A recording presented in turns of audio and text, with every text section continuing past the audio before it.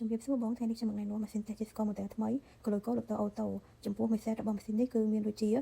មានតួម៉ាស៊ីនចំនួន1មានប្រដាប់សម្រាប់ Tegisco ចំនួន1មានស្លឹកតេសនៅក្នុង set នេះចំនួន25ស្លឹកមានម្ជុលចំនួន1ថង់និងកាបូបសម្រាប់ទុកដាក់ម៉ាស៊ីនចំនួន1និង free ថ្មឲ្យបងមួយផងដែរហើយក៏មានសៀវភៅណែនាំបន្ថែមពីរបៀបប្រើប្រាស់ម៉ាស៊ីននេះហើយចំពោះម៉ាស៊ីនរបស់យើងវិញគឺមានរូបរាងស្អាតហើយកន្លែងដាក់ថ្មគឺនៅខាងលើនេះឥឡូវយើងមកធ្វើការដាក់ថ្មតែម្ដងពេលតែបងដាក់មកដាក់មើលទៅលើសញ្ញាបូកហើយដាក់ទៅលើដែលមានសញ្ញាបូកដូចគ្នាមក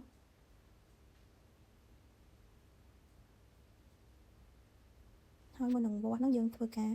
set ថ្ងៃខែឆ្នាំនិងម៉ោងសិនមុននឹងយើងវាស់មុនដំបូងយើងធ្វើការចុចដំណើរការម៉ាស៊ីនហើយយើងចុចឲ្យយូរទៅវាចេញ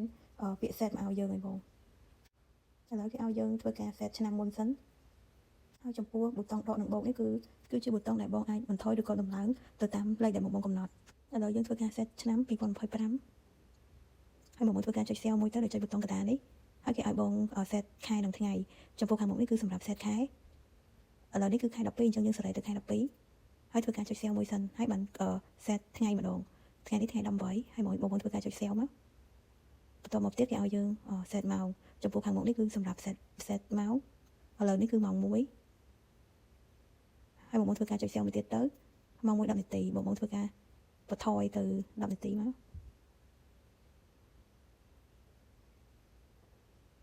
ហើយធ្វើការចុច cell ម្ដងទៀត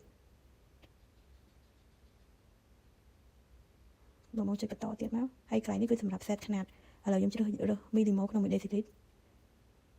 ដល់ដំឡើងវាទៅហើយចុច cell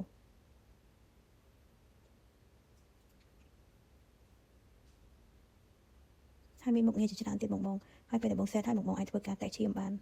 ហើយពេលបងវាស់ហើយបងអាចតាមដាន memory ដែលបងធ្លាប់វាស់ពីមុនបានន័យថាបងអាចតាមដានលទ្ធផលដែលបងធ្លាប់វាស់ពីមុនបានចំពោះកន្លែងនេះគឺជាកន្លែងសម្រាប់ដាក់ស្លឹកតេស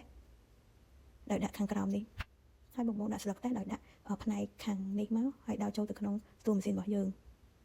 ហើយពេលដែលបងដាក់ស្លឹកតេសទៅគឺវាលោតលេខកូដដូចនៅលើស្លឹកតេសហ្នឹងដែរហើយធ្វើការមកកម្រិតប្រដាប់តេសជាស្ករយើងហ្នឹង